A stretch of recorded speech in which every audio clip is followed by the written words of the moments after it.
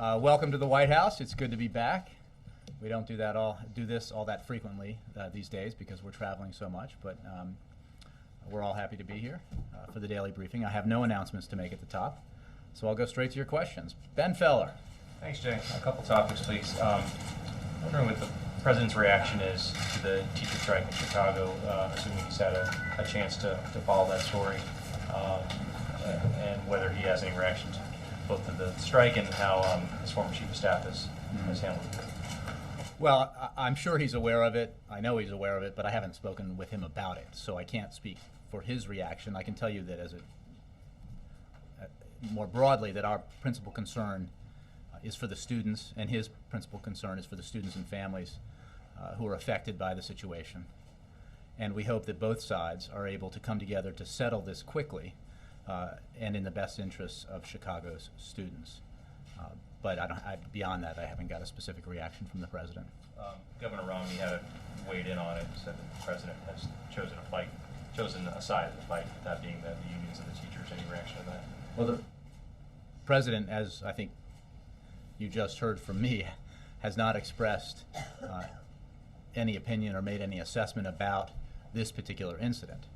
I can tell you that this president has pursued an education policy that has been a notable success and a notable bipartisan success under the president's and Secretary Duncan's leadership. And he'll continue to do that because he believes, as he says frequently, that investing in education now pays enormous economic dividends later. It is integral to our economic future, and that's why he's made it such an important part of his domestic policy agenda. And with regard to teachers in particular, you know that he has on the table and has had on the table since a year ago, virtually today, a comprehensive proposal called the American Jobs Act, which includes within it a section that would, if implemented by Congress, if Republicans would stop blocking it, put 100,000 teachers on the job and into our classrooms helping educate our children. The president's focused very much on this issue. He certainly doesn't agree with those who think that adding more teachers is not or should not be a priority. Last question.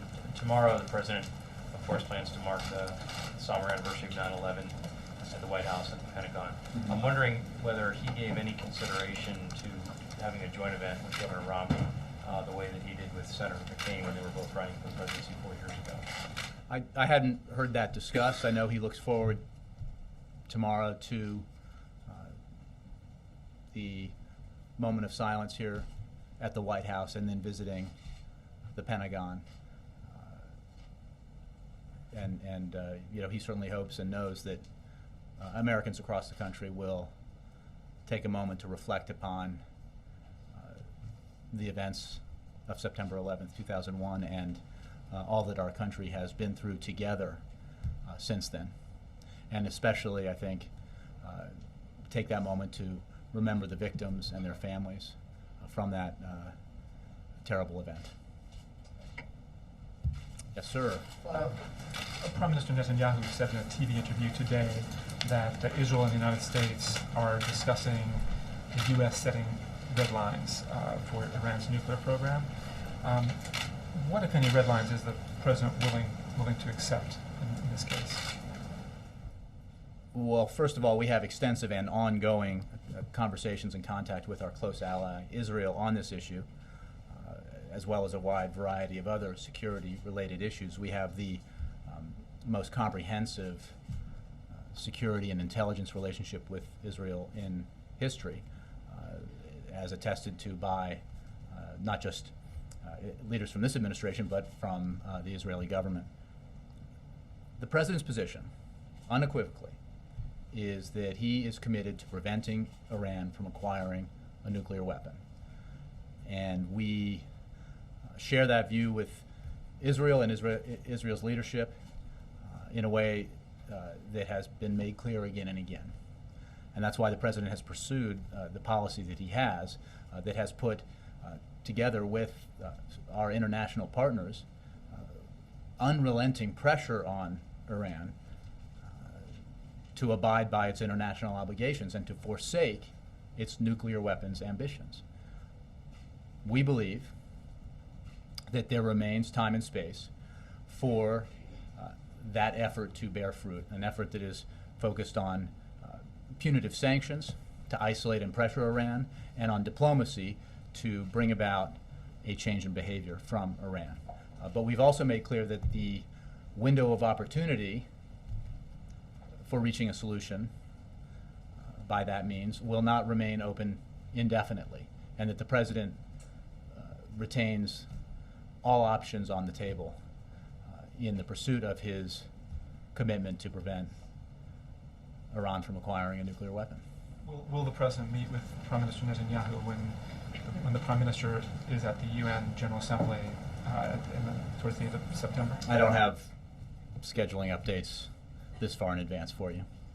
And one other subject, the Treasury has said it will sell $18 billion of shares from AIG, the bailed out insurer, and that will lower the government stake to around 20% from a current 53%.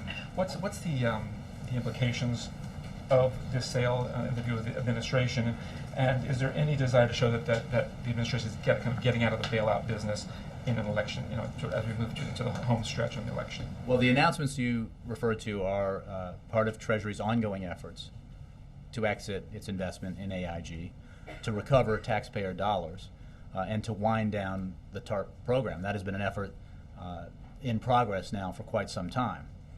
And the principles behind exiting investments like the ones in AIG or in General Motors have been that we have been committed to exiting those investments as quickly as practicable, but always with a mind to taxpayer interests. And I think Treasury has the specifics, but what it does demonstrate is an ongoing commitment to recover taxpayer money and to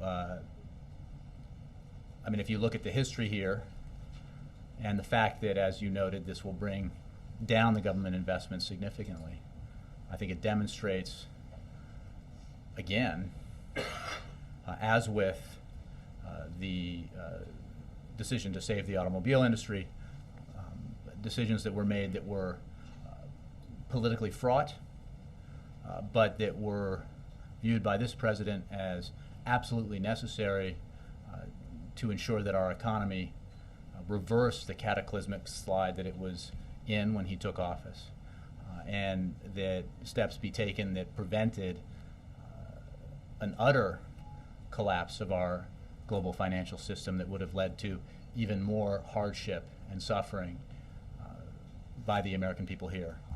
And the specifics on this program and the way it's worked out, this is all done over at Treasury, but I think that it's safe to say that the President is pleased with the progress being made as we wind down these investments and recover taxpayer money. Jake.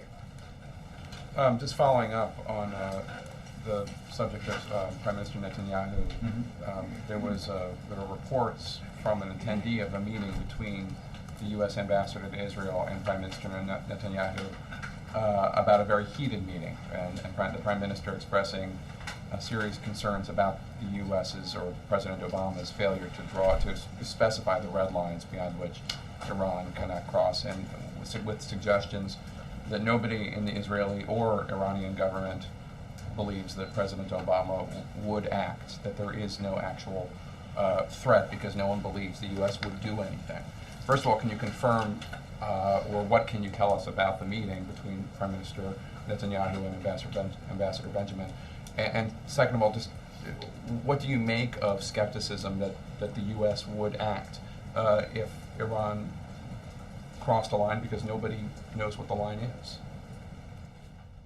The line is the President is committed to prevent Iran from acquiring a nuclear weapon, and he will use every tool in the arsenal of American power to achieve that goal. So it's the And beginning he of is the construction of a weapon? No, look, it is not fruitful as part of this process to engage in that kind of specificity. What we know, and I have said and many others have said, is that we have eyes into the program.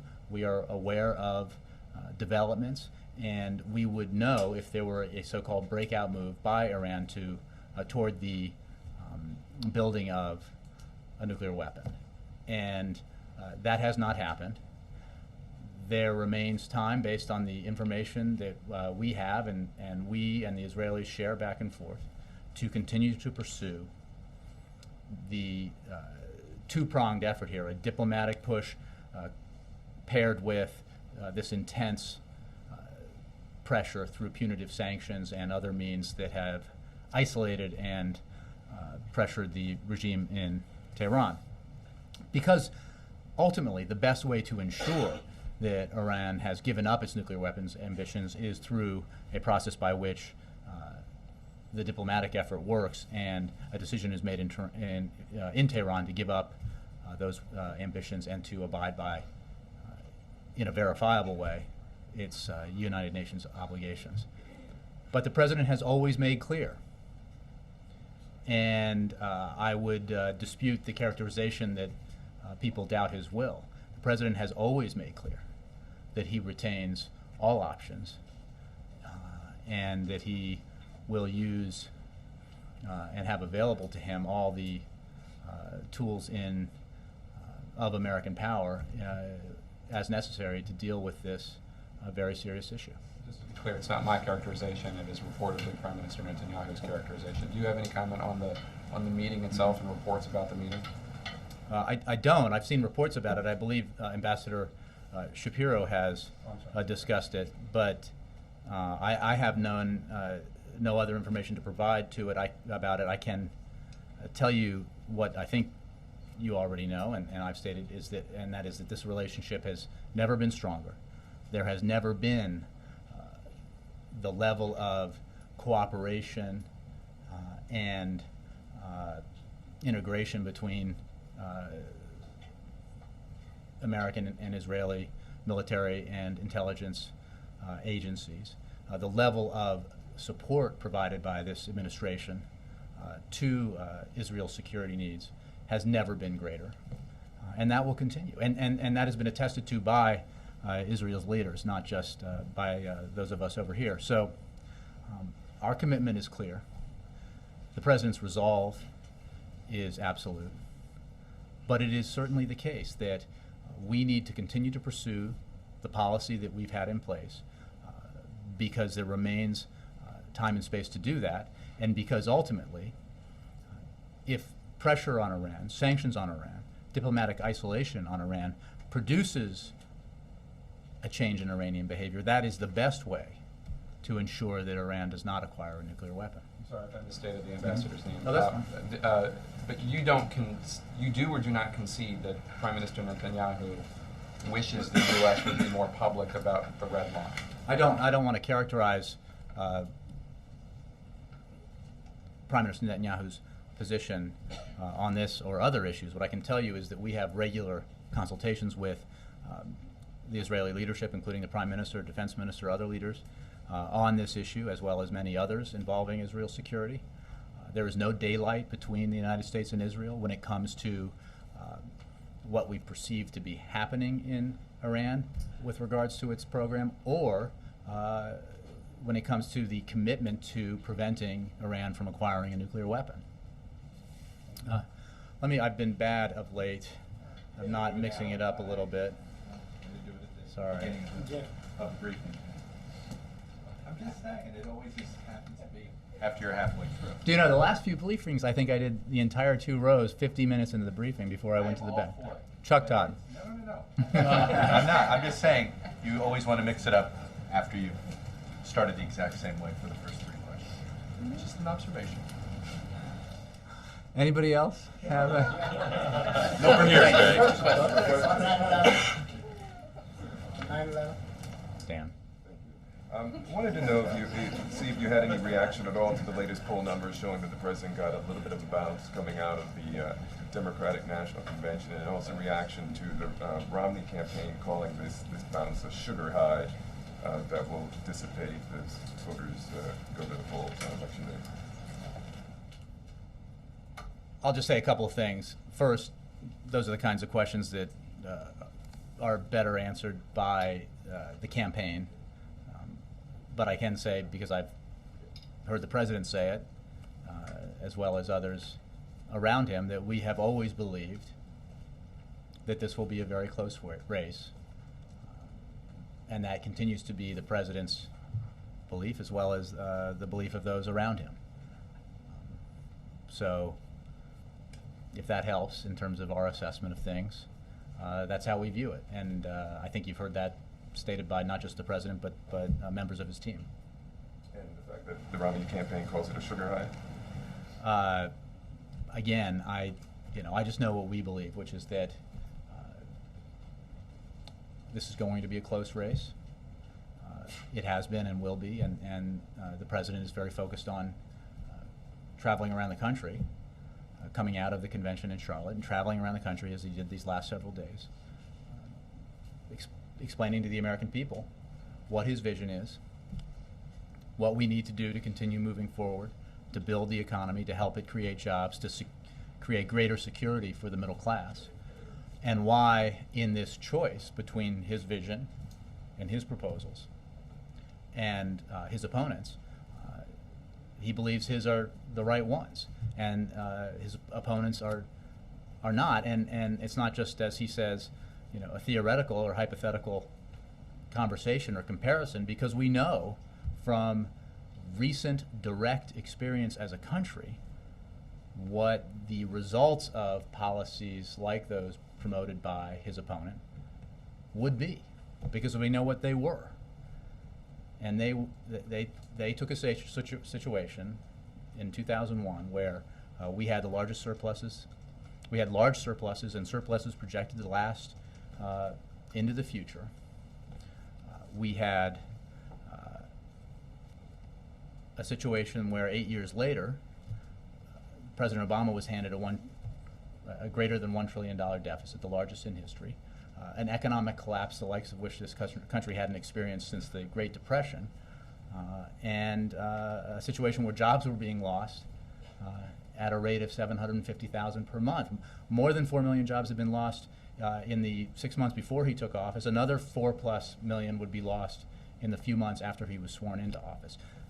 The policies being promoted by the other side are the policies that were in place leading up to the Great Recession. The president believes that we need to continue along with the kinds of policies that invest in education, invest in clean energy, invest in research and development, and deal with our fiscal challenges in a balanced way. Protect and build the middle class of the United States. And that's what you're hearing him talk about all around the country. So does the president blame the Republicans for the unemployment rate still above 8%? It's not about blaming. We know that the country was in economic freefall when he took office, that we were shedding jobs at an alarming rate. 750, 800,000 jobs per month. That's a fact, and that continued because the recession was in full bloom when he took office, and it continued into 2009. Once the president's policies, having been enacted by Congress, acted on by the president, began to take effect, that free fall was halted, and we have been gradually pulling ourselves out of the hole created by the recession. We have been creating private sector jobs for 30 straight months, 4.6 million private sector jobs. We have been seeing a situation where an industry that is iconic to the American people and to the notion of America around the globe, the American automobile industry, which was on the verge of liquidation potentially, was saved, restructured, and is now leading the world again. And by outside estimates, 1 million jobs were saved because of that. We have a situation where manufacturing in this country, which had been in decline since the mid-1990s, has experienced a revival, and more than 500,000 jobs have been created in manufacturing. This is, you have a direction. When the president came into office, things were cascading downward at an alarming rate, and we have had a situation where we've been making steady progress. What the president says every time he talks about this, however, is that we are not where we need to be. We need to continue moving forward. We have a lot of work to do. We need to implement policies that help the economy grow, that protect the middle class, that don't ask seniors to shoulder the burden of the need to get our fiscal house in order. This is what this debate is all about. This is what this election is all about. And the president could not be more passionate about the choice that the American people have to make come November. Yes, in the back. There is a case that the U.S. government recommended immunity to the former president of Mexico, Ernesto Zedillo, last Friday against a criminal case with regard to a massacre that occurred in Mexico a decade ago. Mm-hmm. Do you think this will be a bad precedent for the U.S., giving immunity to people who probably are in charge of government when there are a lot of massacres and human rights abuses? I'm going to have to refer you to the State Department. I'm afraid demonstrating the risk of venturing beyond the front two rows, I've been asked a question to which I do not have an answer, and I will have to take it or refer you to the State Department. Take the question, please. All right, thank you. Donovan. Thanks, Jay. I want to ask about the new Woodward book coming out. There's obviously been some excerpts out, and I think one reported by ABC News said that Woodward said that the president's gaps in leadership contributed to the failure of the grand bargain. And I wanted to get the White House feeling on that. Well, I didn't see the report that you mentioned in particular. I've seen some of the assessments. I can tell you a couple of things. We here on this side of it, who experienced and lived through the debt ceiling negotiations, those of you who covered it, I think, understand this well. The president had a number of priorities. First, he was absolutely committed as commander-in-chief to preventing a default by the United States for the first time in its history on its obligations. A default which would have led to serious economic consequences both in this country and around the world.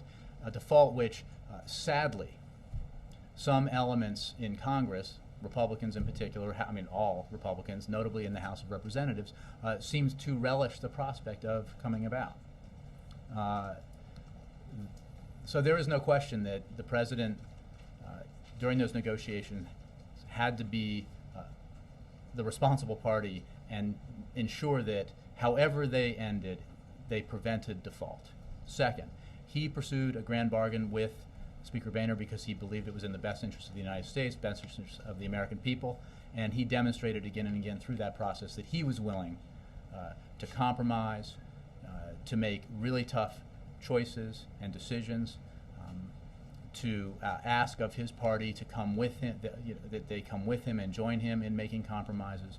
And unfortunately, throughout that process, whenever the possibility of a grand bargain seemed in the offing, a grand bargain that had to be balanced in nature, because every bipartisan group that looked at this and every reasonable economist who looked at this agreed that a solution had to be balanced in nature. It had to include cuts in domestic spending. It had to include reforms in our entitlement programs, and it had to include revenues. Every time that became a possibility, House Republicans walked away. I mean, don't forget, this is a party where every one of its would-be presidents stood on a stage and said they would not accept a deal, a grand bargain, that included $1 in revenue for millionaires and billionaires, just $1 for every $10 in cuts, which is a ratio that is preposterous on its face.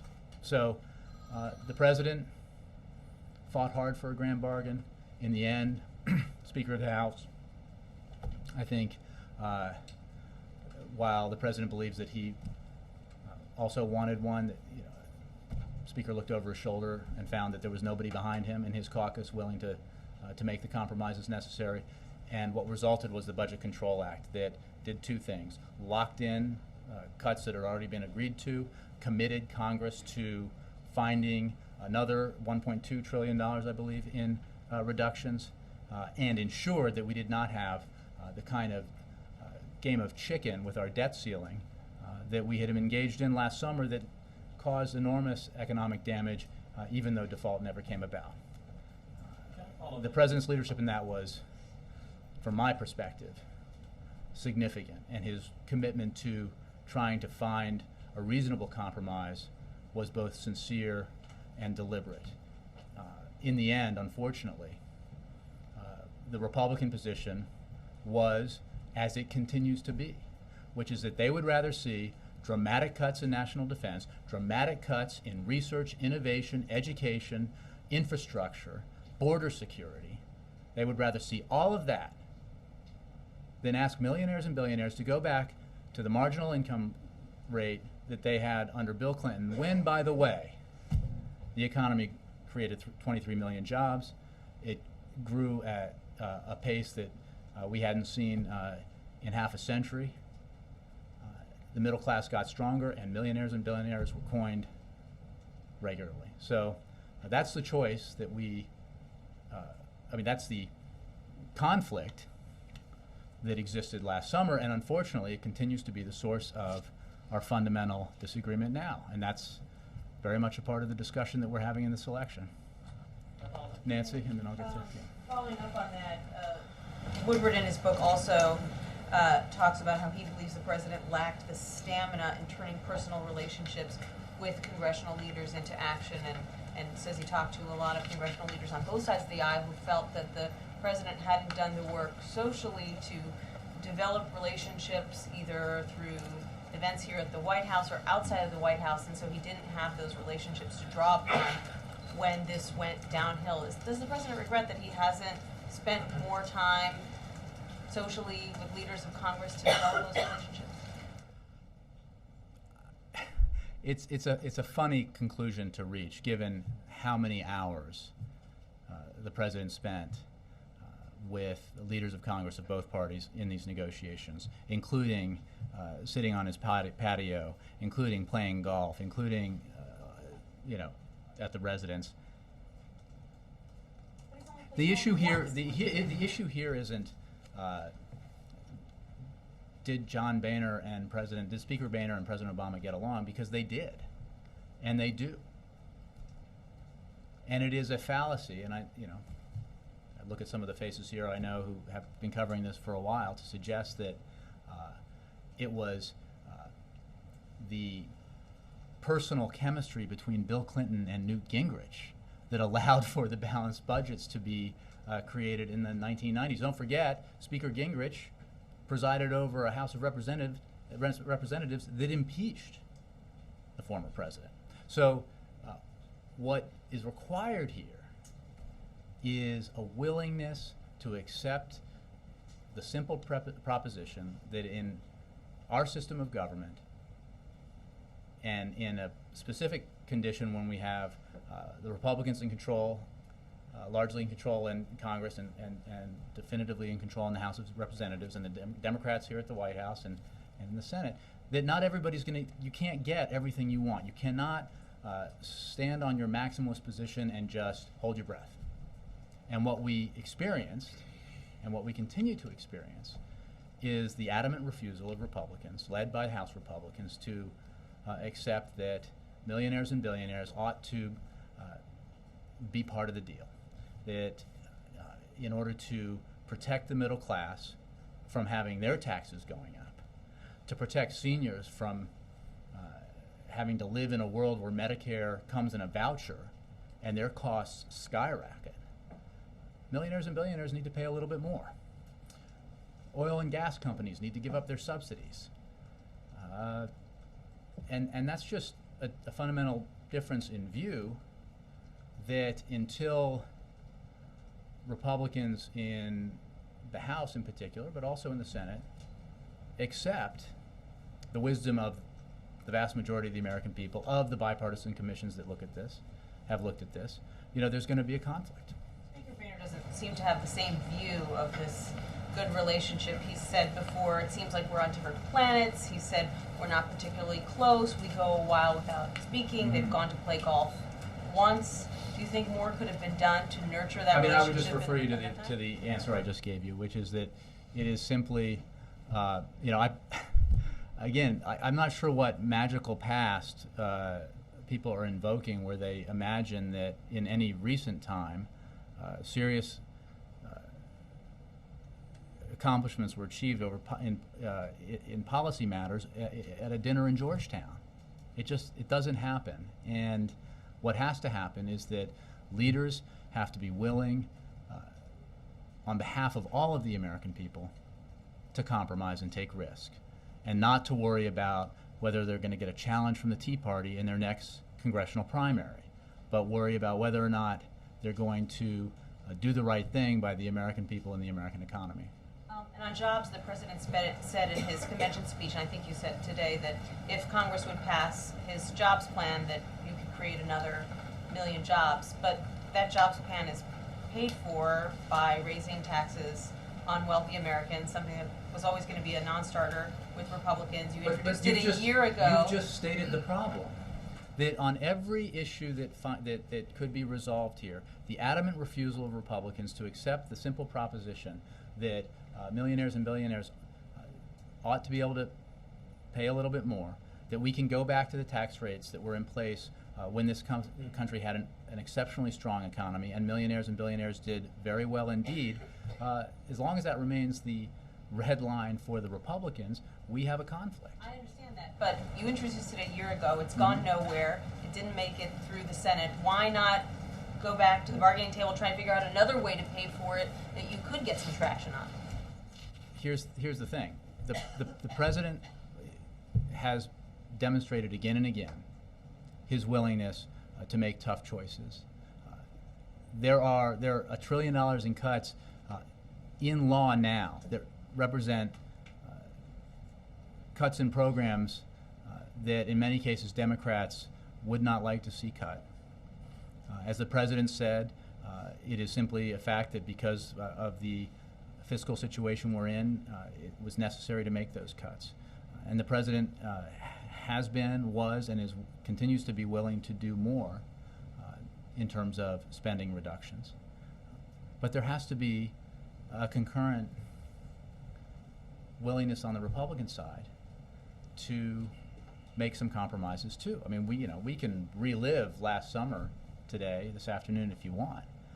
But that was and continues to be the fundamental obstacle to putting in place a plan that would cut our deficits by $4 trillion and make huge progress towards getting our fiscal house in order. And again, if the entire universe of people who look at this is made up of a vast majority who see it as necessary to approach it in a balanced way so that middle-class Americans don't get left holding the bag, so that seniors don't get left holding the bag, all because one segment of the leadership or of the Republican Party in Congress insists that millionaires and billionaires should remain unharmed. That's simply, just because you hold your breath doesn't mean you should get your way. I'm just saying that if it's so important that the president's going to mention it in his convention speech. So here's the thing. So the idea is it's so important that he should say, you know what, because Republicans refuse to do the right thing, guess what, middle class America, you pay the bill. Your taxes are going to go up so that a millionaire doesn't have to. Or if you're a senior, you should pay more directly out of pocket for your Medicare because there's a faction in Congress that simply will not ask Warren Buffett to pay a little more in taxes. The president's not going to accept that. It's just not. Chuck. A couple And then, follow-ups. sorry, then I owe you. Yes, one. One, considering Arnie Duncan, Secretary of Education, his history with Chicago, obviously the president from there, should we expect them to have sort of some public, to weigh in publicly on what's going on? Look, I think it's our view that the sides in this dispute in Chicago can and should work it out. I don't. Where you might step in? Well, I don't want to speculate on that. I haven't had that discussion with either Secretary Duncan or the president. I think that we believe that both sides ought to, and we hope they do, resolve this in a way that recognizes that it is the interests of Chicago's children that must be preeminent as they work it out. So, but I don't have any predictions for where it's going to go. We just simply hope that it gets resolved. Fair to characterize the White House as sort of neutral in this dispute? Well, we certainly haven't expressed an opinion on how it should be resolved. We're urging the sides to resolve it. This has been there were some reports that there were some Chicagoans that have brought this to the president's attention, this coming showdown, before. Can you talk Not about that I'm aware of. I mean, I'm not with him every moment of the day, but I not in my presence, but I don't know.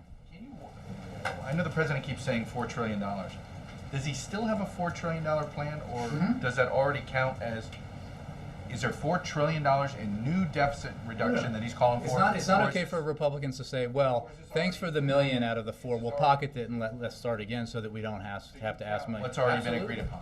The $1 trillion. The plan he's got is an additional $2 trillion? Is that the No, better it's way to 3. characterize it? The total is 4. So the $1 trillion that have already been signed into law. The Budget Control Act includes, as part of this, the super committee and sequester, another 1.2. Then there's revenue, and then there's savings on interest and other things that bring it to 4 plus.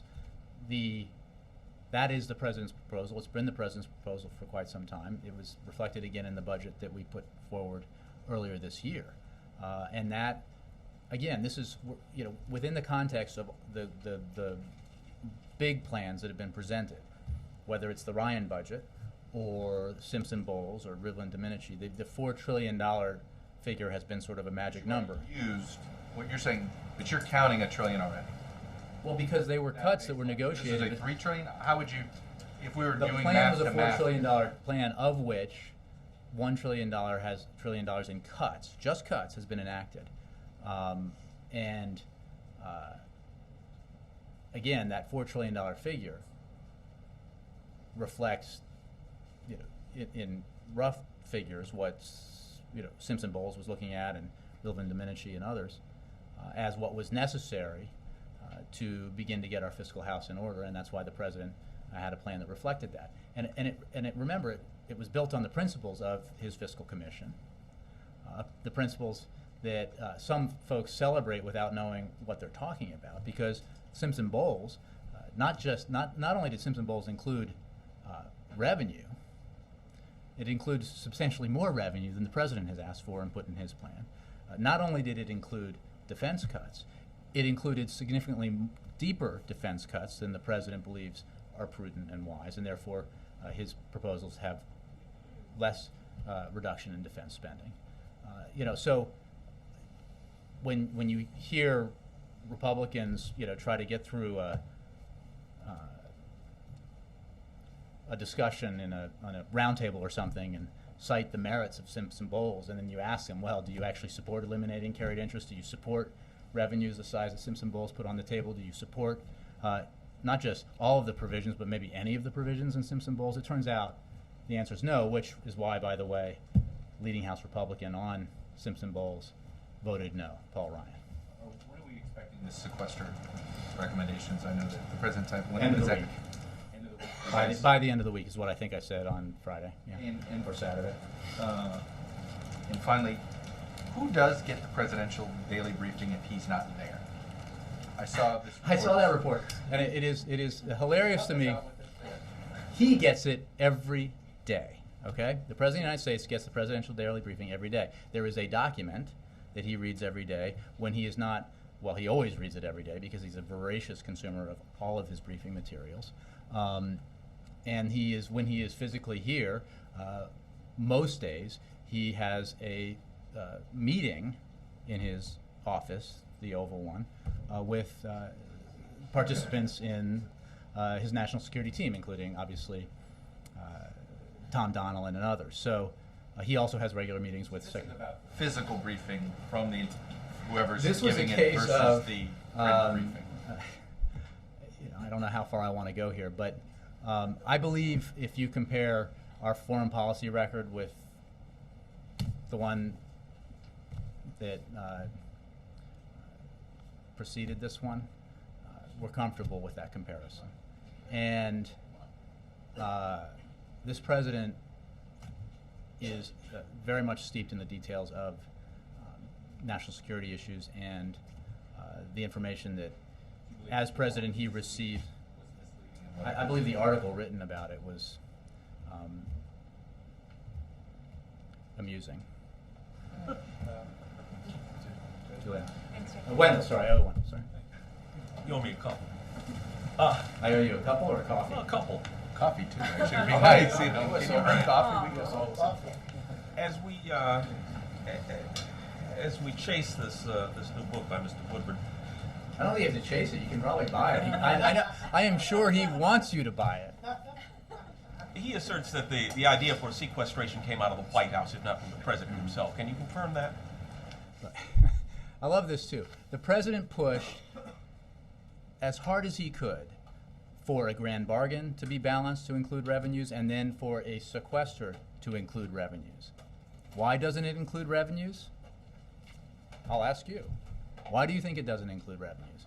Because John Boehner, Eric Cantor, Mitch McConnell, Paul Ryan adamantly refused to ask oil and gas companies, billionaires, millionaires, to contribute a dime to the cause of getting our fiscal house in order. So the sequester, as it exists, reflects not the president's principles, but the insistence by Republicans that no revenue be included in it, which again goes back to the fundamental conflict that they would rather have deep cuts in the military budget, they would rather have deep cuts in education, in border patrol, in innovation, in infrastructure, and we know in Medicare, then accept the idea that everyone ought to do their fair share. So, and let's not forget, as I'm sure none of us could ever, that the Budget Control Act was not just passed with majorities of both parties in both houses, it was celebrated as a victory by Republicans, including House Republicans, including notable House Republicans at the time. There seems in a bit of revisionism because of the way that it's being presented now as a political argument. There seems to be a bit of revisionism in it, and it has produced what I saw yesterday, watching or hearing about the Sunday shows, a bit of a conflict at the top over exactly what was right and what was wrong when Republicans overwhelmingly supported the Budget Control Act back last summer. So the idea of a sequester may have come out of the White House, but the nature of the sequester, you say, I don't know where goes to the Republicans. idea came out of. There have been sequesters. I think in Graham-Rudman there was a sequester. I mean, the idea of a forcing mechanism. I think everybody in the process, when there wasn't a grand bargain to be achieved because of the Republicans' refusal to accept balance, the idea of a forcing mechanism was agreed upon, and then it was a question of what would be contained within that forcing mechanism. The president pushed very hard, in the name of common sense and fairness, for balance, just as he had when he was trying to negotiate a grand bargain. Republicans, in the name of ideology, insisted on a lack of balance, and what we have is a sequester, which, by the way, nobody wants to see become law because it was designed specifically to be so onerous that Congress would actually do something, choosing, compromise and hard decision making over the onerous cuts contained within the sequester. We have a situation where the sequester includes only cuts in defense and non-defense discretionary spending. in part because of the apparent inability to get past that. The World Economic Forum is now ranking the U.S. 7th in global competitiveness. We're down from 5th, I think it was, and that's down from 4th. It's going in the wrong direction. What's your reaction to that? I wasn't aware of it, but I think there is a simple solution, and it's called compromise, and it's called a willingness to accept that we have to have a balanced approach to our fiscal challenges. That's a proposition that I think is broadly accepted beyond the ideological partisan realms inhabited largely on Capitol Hill by members of the Republican Party. And, you know, because what we saw, remember, I'll take you back 13, 14 months ago, is that even then, when this debate was happening, there were polls showing that a majority of Republicans supported balance. A majority of Republicans and huge majorities of independents and Democrats supported the idea that a grand bargain that a plan to get our fiscal house in order should include the three legs on the stool, of the stool. Yeah. Spending cuts, entitlement reforms that strengthen the programs, and revenues. I guess some folks on the Hill like their stools with only two legs. They don't stand too well. Andrei, пожалуйста. Thank you, Jed. On 9/11, I wanted to run by you an idea I read about in some American strategists work about 9/11. The idea was that without the northern distribution network for Afghanistan, the strike on Osama bin Laden may not have happened because of the obvious implications for Pakistani relations. So I guess my question for you is, to the best of your knowledge, was MDN as important as all that in the equation? I couldn't say. I wouldn't be able to make that assessment. I haven't looked at it. I think I would refer you to Pentagon and elsewhere for that assessment. I mean, I think that if you're getting at the value of being able to provide material and equipment to our troops in Afghanistan from the north is very important. There's no question it is. The assistance we've received in achieving that has been very important, as we've noted all the time, repeatedly, as part of the U.S.-Russian relationship. But in terms of that, I'm not sure that I'm the right person to ask that kind of technical question. Briefing, so I'm asking. Well, as ever, as others discovered, sometimes I don't have the answers. Have you ever heard the president describe, like in a personal way, his memories about 9/11? I have. What it meant for him? Well, I think he's spoken about this a number of times. My understanding is he was in a building in Chicago, and that was evacuated, and he was driving. He's written about this and discussed it, and but he was in Chicago, and I've heard him talk about leaving the building and getting in his car. But my memories of his accounts are probably not entirely reliable, so I would point you to what he said on the record about it. Do you want the memories of that day to live on, or basically for the people to get back to normal, sort of? I don't think it's. I think it's important to remember. I think most people probably can't forget. Ann and I remember where we were. We were on Air Force One on 9/11 as reporters. But I mean, the nature of, I think, this country and our people is that we remember. We remember the tragedy. We remember those we lost. We keep in our hearts their families, but we rebuild and we move forward. As the president said in his speech last week, a new tower is rising over the skyline in Manhattan, and I think that's testament to the kind of people that we have here. But we don't forget either. Juliana. Initiative announced today that in addition to President Obama, that Governor Romney would be addressing its meeting at the end of the month. Do you think that undercuts any of the arguments that President Clinton was making against Governor Romney last week? No. Well, I think I have no idea what any of the other participants are going to say at that forum, but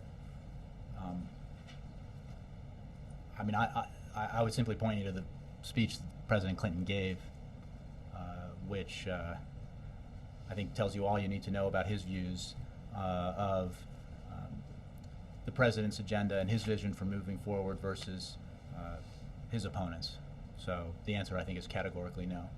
I mean, it's a little hard to get the bank shot that's being played here when Republicans embrace President Clinton and say he gave a great speech, but don't want you to actually know what was in it, because what was in it was as clear and comprehensive an assessment of the various proposals as you could ask for, and I don't think it was one that